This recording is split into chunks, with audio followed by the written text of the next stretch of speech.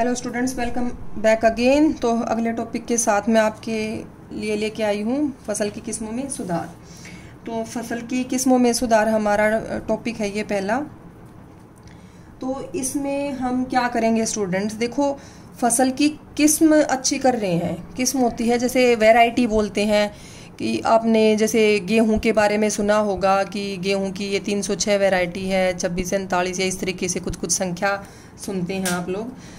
तो वो क्या है, वो सारी किस्में हैं कि किस किस्म का आप गेहूं खा रहे हैं। गेहूं की कहते हैं एमपी वाला गेहूं खाने में अच्छा है, 306 गेहूं खाने में अच्छा है। तो ये अलग अलग किस्में हैं और सबके अपने अपने गुण हैं। तो कोई भी जब हम किस्म लेते हैं, कोई भी हम किसी भी फसल के लिए, तो उसमें हम किन बातों का ध्यान रखेंगे। तो कुछ पॉइंट्स हैं हम जिनका ध्यान रखेंगे। देखो मैं आपको एक एक करके एक्सप्लेन कर रही हूँ कि किस्म छांटते हुए एक तो हम देखेंगे कि उत्पादन अच्छा दे। भाई वो किस्म क्या अच्छा दे, उत्पादन कि पैदावार ज़्यादा होए कि भाई 1 एकड़ ज़मीन में भाई इतने टन पैदावार होगी है, इतनी पैदावार होगी तो वो बढ़नी चाहिए, ज़्यादा होनी चाहिए पैदावार प्रति एकड़, जो उत्पादकता है वो ज़्यादा हो, तो उसको बोलेंगे उच्च उत्पादन वाली किस्म है। ठीक है। और इसके अलावा आप क्या ध्यान रखेंगे कि भाई उन्नत है किस्म। उन्नत का मतलब समझे, उन्नत होती है अच्छी क्वालिटी की। ठीक है भाई, जो अगर अनाज उससे मिल रहा है तो वो बढ़िया क्वालिटी का, बेस्ट मिले। प्रोटीन अच्छी गुणवत्ता का मिले, तेल है तो तेल अच्छी गुणवत्ता का मिले। उन्नत मतलब अच्छी गुणवत्ता वाला।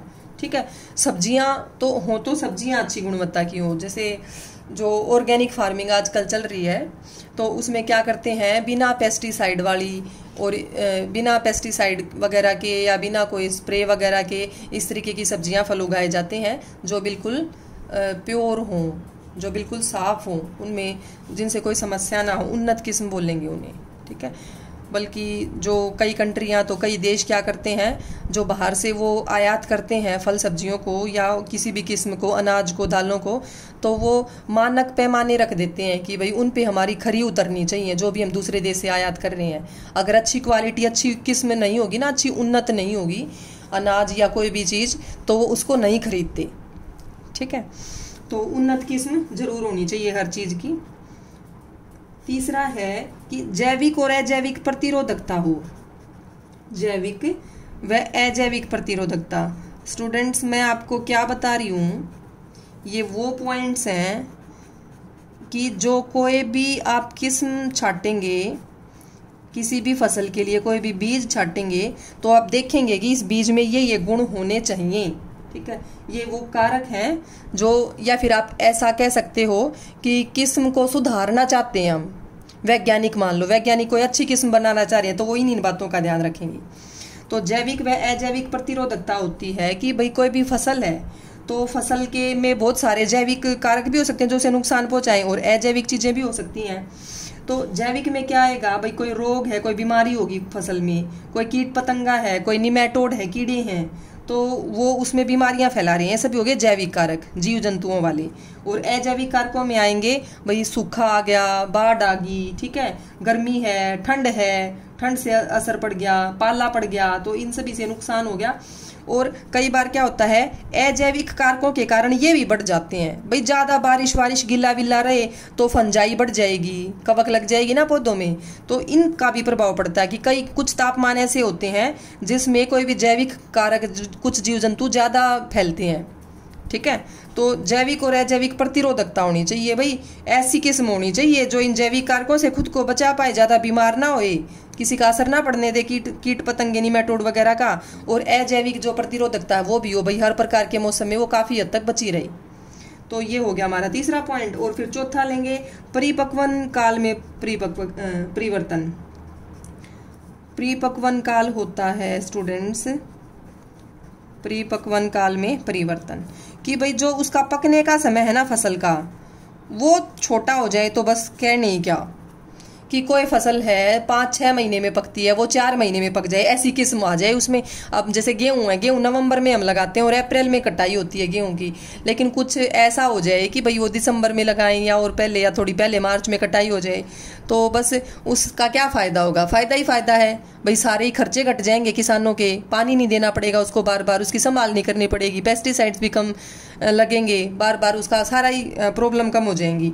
तो अगर परिपक्वन काल कम हो जाए ना, वो जल्दी से पक जाए, तो वो भी बहुत बेस्ट होगा। ऐसी किस्म होगी तो वो बहुत अच्छी किस्म है।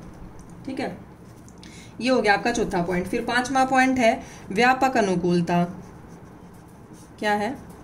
व्यापक अनुकूलता। व्यापक अनुकूलता होती है स्टूडेंट्स कि ज्यादातर हर प्रकार के मौसम में वो अनुकूल रहे, हर प्रकार की जलवायु में वो अनुकूल रहे। भाई यूं ना हो कि थोड़ा बहुत भी तापमान में या जलवायु में कोई परिवर्तन आ गया तो उससे उस फसल पे असर पड़ जाए, उसके किस्म पे। तो ऐसी किस्म होनी चाहिए जो क्या करे, अलग अलग जो पर्यावरण की परिस्थितियां हैं उनमें उगती रहे, अपना विकास करती रहे, तो वो होगी व्यापक अनुकूलता। ठीक है, फिर जैसे छठा पॉइंट है ऐच्छिक सस्य वैज्ञानिक गुण। ऐच्छिक सस्य विज्ञान गुण। अब ये क्या होता है, इसके बारे में पूछ भी लेते हैं, क्योंकि नाम से ये ऐसा लग रहा है ऐच्छिक सस्य विज्ञान गुण, लेकिन इसमें इतना कुछ खास नहीं है। इसमें आता है स्टूडेंट्स की जो ऐच्छिक गुण है, कोई हम ऐच्छिक गुण मिलाना चाहते हैं किसी का किस्म में, हम चाहते हैं कि ये गुण आ जाए। ठीक है, तो उसको लेके आना वो एक सस्य विज्ञान है। सस्य विज्ञान एक आप ऐसे समझ सकते हो विज्ञान की एक शाखा है, ऐसी शाखा है ये जिसमें मतलब पौधों के बारे में ध्यान दिया जाता है, क्योंकि पौधों से ही हमें मिलता है भोजन और अपनी ज़रूरत की बहुत सारी चीज़ें। भाई पौधों से जैसे हमें रेशे भी मिलते हैं, लकड़ी भी मिलती है, बहुत कुछ मिलता है। तो वो शाखा है विज्ञान की जिसमें हम पौधों का ध्यान रखें ताकि मनुष्य को फायदा हो सके, वो होती है सस्य विज्ञान। क्या होती है? सस्य विज्ञान। तो और सस्य विज्ञान में करते हुए ऐच्छिक गुणों को डालते हैं हम। जैसे ऐच्छिक गुण अगर हम लें उदाहरण के तौर पर, तो बहुत अलग अलग प्रकार के ऐच्छिक गुण हो सकते हैं। जैसे कोई भी इस प्रकार की फसल है जो चारे के लिए चाहिए। किसके लिए चाहिए? चारे के लिए कोई फसल चाहिए। भाई उनको, भैंसों को, गायों को, उनको चारा डालना है, तो चारे वाली फसल तो ऐसी होनी चाहिए जिसकी शाखाएं बड़ी हों। ठीक है, कैसी हों? लंबी सघन शाखाएं हों, बड़ी बड़ी हो, और ताकि ज़्यादा चारा निकले, शाखाएं ज़्यादा हों, तो वो अच्छी होएगी। लेकिन अगर कोई फसल हम अनाज के लिए उगा रहे हैं, अनाज ज़्यादा मिले, तो वो बोनी होनी चाहिए। भाई उस केस में शाखाओं का क्या इस्तेमाल करेंगे हम? जितनी छोटी हो उतना बढ़िया, ताकि पोषक तत्व भी वो कम से कम लेगी जमीन से, जमीन को भी नुकसान नहीं पहुंचेगा। क्योंकि नुकसान तो इन द सेंस ये है कि जमीन से पोषक तत्व कोई भी फसल लेती है तो उस जमीन में उनकी कमी हो जाती है पोषक तत्वों की। ठीक है, इतनी जल्दी से वो उनको बना नहीं पाती जमीन में, वो फिर से रिकवर नहीं हो पाते। तो अनाज के लिए कोई फसल लें हम, तो वो ऐसी किस्म होनी चाहिए कि जो बोनी हो। ठीक है, इसी प्रकार से ये सारे भी ऐच्छिक गुण ही है। ठीक है, कि भाई अच्छा उत्पादन हो, अच्छी किस्म हो, जैविक अजैविक प्रतिरोधकता हो, कि भाई बीमार ना हो, अजैविक कारकों का फर्क ना पड़े, तो ये सभी क्या है? ऐच्छिक गुण ही तो है। एक पॉइंट ऑफ व्यू से हम कहें तो सभी ऐच्छिक गुणों को किसी किस्म में डालना, वो भी क्या है? सस्य विज्ञान ही करती है। सस्य विज्ञान एक शाखा ही तो बताई मैंने। तो ये आपको समझ आ गया होगा कि ऐच्छिक सस्य विज्ञान गुण क्या है, ऐच्छिक गुणों को किसी भी उसमें डालना। और इस विधि को बोलते हैं, क्या बोलते हैं? इस विधि को संकरण। क्या बोलेंगे? इस विधि को संकरण बोलेंगे। संकरण। अब संकरण के बारे में आपको जरूर पता होना चाहिए क्या होती है। संकरण ऐसी विधि होती है जिसमें कोई भी दो अच्छे गुणों वाले पौधों को मिला दिया जाता है। ठीक है, क्या करते हैं? दो अच्छे गुणों वाले पौधों को मिला दिया जाता है, जैसे प्रजनन से उनके बीच में प्रजनन करवाते हैं। मान लो एक किस्म है हमारे पास जिसमें जैविक अजैविक प्रतिरोधकता है, एक किस्म है हमारे पास जिसमें मतलब परिपक्वन काल में परिवर्तन, मतलब वो छोटा परिपक्वन काल है उसका, एक ऐसी जो बीमार नहीं होती है, एक ऐसी जो जल्दी पक जाती है। तो हम तो ऐसी किस्म चाहेंगे ना कि भाई जिसमें ये दोनों गुण हो, कि मज़ा आ जाएगा, भाई वो जल्दी भी पक जाएगी और उसमें बीमारियां भी नहीं लगेंगी। ठीक है, तो वो सब करवाते हैं। वो सब करवाने की जो विधि है उसको बोलते हैं संकरण। ठीक है, और प्रजनन से उसको करवाया जा सकता है। संकरण मतलब दो पौधों के गुणों को मिला देना। ठीक है, आप ये बड़ी क्लासेस में जाके डिटेल में भी पढ़ेंगे इसको। तो ये संकरण जो है ये कई प्रकार का होता है। ये कितनी प्रकार का होता है संकरण? देखिए, एक तो हो सकता है ये अंतरा किस्मी है, कि भाई दो किस्मों को मिला दिया। जैसे मैंने अभी बताया, एक किस्म ऐसी थी जिसमें बीमारियां नहीं फैलती, और एक किस्म ऐसी थी जो जल्दी पक जाती है। तो दोनों को मिला देना अंतरा किस्मीय हो गया। ठीक है, दोनों किस्मों को मिला देना। फिर होता है एक टाइप का संकरण होता है अंतरा स्पीसीज। अंतरा स्पीसीज होती है प्रजाति कि दो जातियों को मिला दिया, दो प्रजातियों को।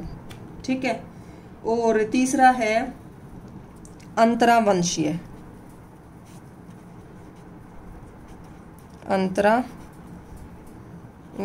ये 3 प्रकार का संकरण होता है। अंतरा किस्मीय जैसे मैंने बताया तो किस्मों को मिला दें जिसमें, और अंतरा स्पीसीज होती है कि भाई 2 स्पीसीज को मिला दिया, लेकिन जिनका जीनस, जिनका वंश एक होगा, ऐसी 2 स्पीसीज को, 2 प्रजातियों को मिला दिया जाए। समझ गए? जैसे मान लो उदाहरण के तौर पर मैं आपको बताऊं कि मान लो गेहूं की 2 किस्में हैं, भाई 306 है या कोई और दूसरी है, उन दोनों को आपस में मिला रहे हैं, वो तो अंतरा किस्मीय हो गया।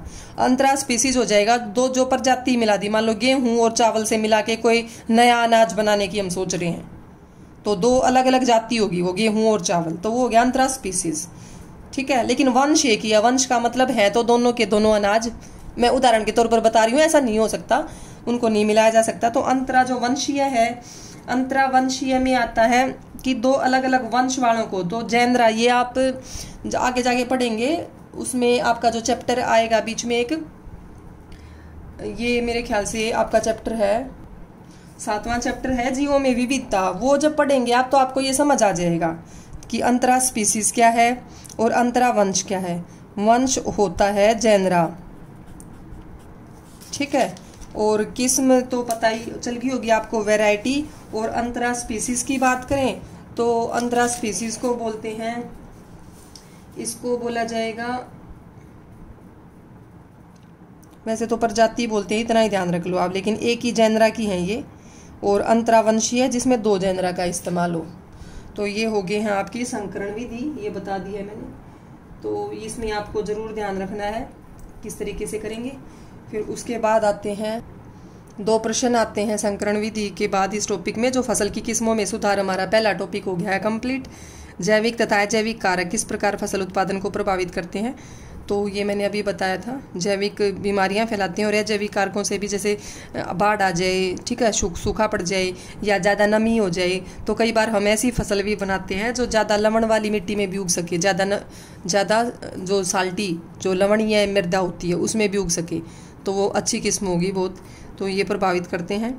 इसमें आप पूरा लिख देंगे जो मैंने इस पॉइंट में बताया था। फिर फसल सुधार के लिए ऐच्छिक सस्य विज्ञान गुण क्या है, इसके बारे में भी अभी बताया है कि ऐच्छिक सस्य विज्ञान गुण है जिसमें कोई भी ऐच्छिक गुण मिलाए जाएं। ठीक है, संकरण विधि इसी में आती है, ऐच्छिक सस्य विज्ञान गुण में ही। तो स्टूडेंट्स, ये हमारा आज का ये जो टॉपिक है फसल की किस्मों में सुधार, तो ये हमारे चैप्टर का पहला टॉपिक था, ये कंप्लीट हो गया है। अगली वीडियो में हम करेंगे फसल उत्पादन प्रबंधन। तो अगर आपको मेरी वीडियो पसंद आई है, पढ़ाया हुआ समझ आ रहा है, तो इसे सब्सक्राइब, लाइक ज़रूर करें।